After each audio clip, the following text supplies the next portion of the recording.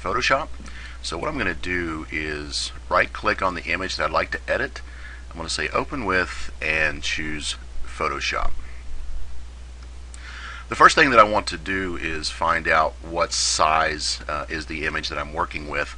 I want to make sure that I'm at 100% so I can get a good representation of what the size the image is. So first thing I'm going to do is click on image. I'm going to say image size, and right now this image is 717 by 669, and the resolution at this time I'm not going to worry about.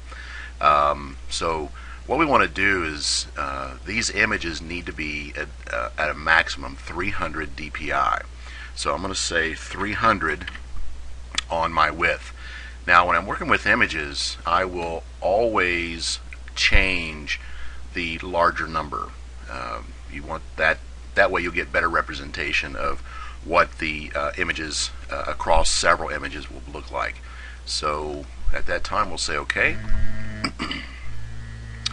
And our image here is ready to go, but you'll notice that we're working with a JPEG. JPEG is not an image that or file type that I want to work in. I want to be able to work in Adobe Photoshop files. So what I'm going to do is I'm going to say select all and edit copy.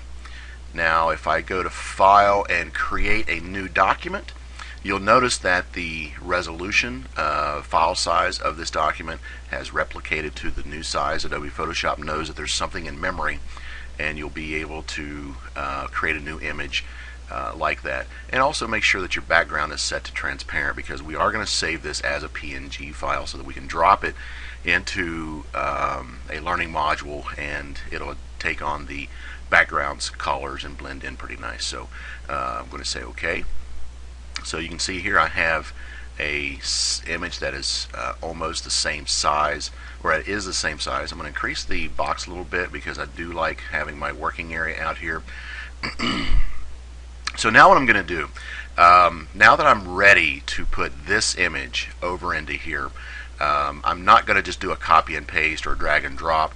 What I like to do is I like to have my images have a rounded corner effect. So I'm going to come over to the rounded rectangle tool, and if you click and hold here, you'll get several options. But the rounded rectangle tool, if you choose the rounded rectangle tool and you have an image that is about 300 dpi, you can see the radius up here is 15 pixels.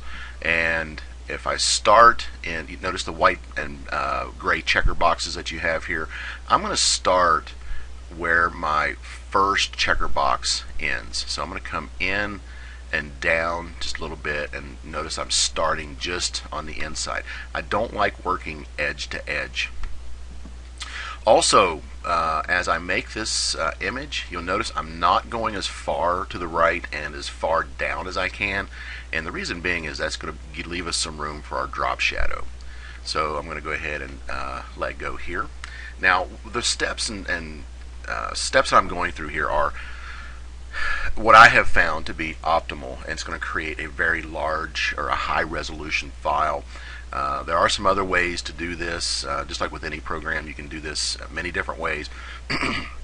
But again, what I've found is what I'm doing is going to create a nice, clean effect and give you great results when you're finished. So now the reason I drew this box here is because I need to have a way to draw or create a mask, because I want to take this image, put it in here, and I want the rounded edges. But the only reason that I put this in there is because the rounded tool effect gives me the corners that I need. So I'm going to eliminate all that by flattening my image. So if you go to layer and flatten image, you'll notice that your image is now flat.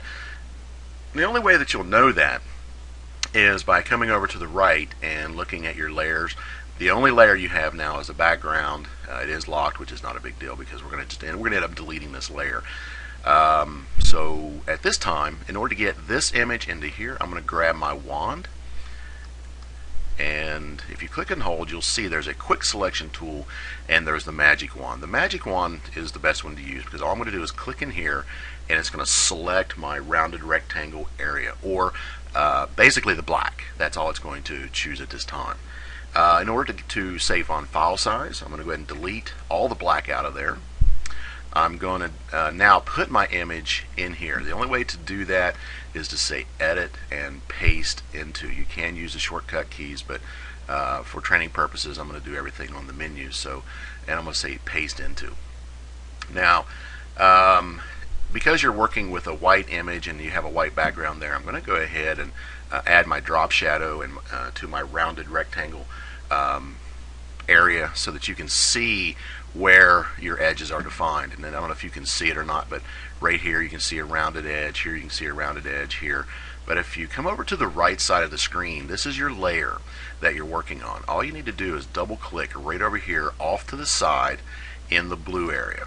When you double click there, then you'll get your layer style effects and things that you can do. When I put a checkbox here, it turns on the drop shadow. That's all it does.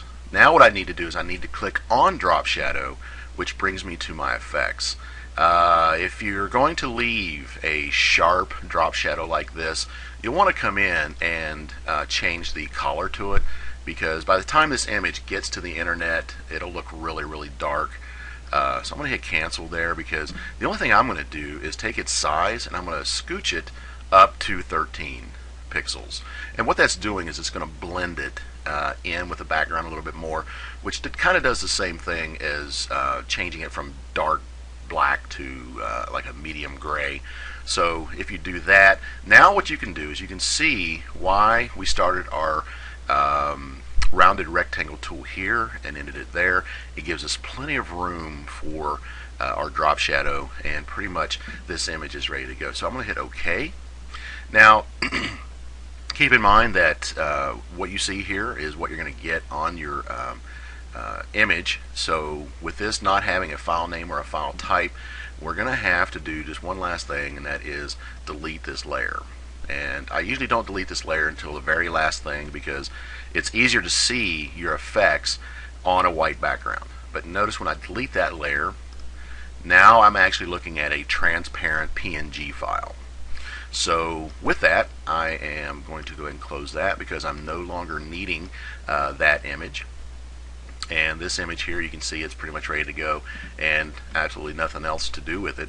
You do need to keep in mind though, if I come back up and I choose my picker, you can move this image around the selection area that the rounded rectangle tool gave us. You got to make sure that you don't come too far to the left.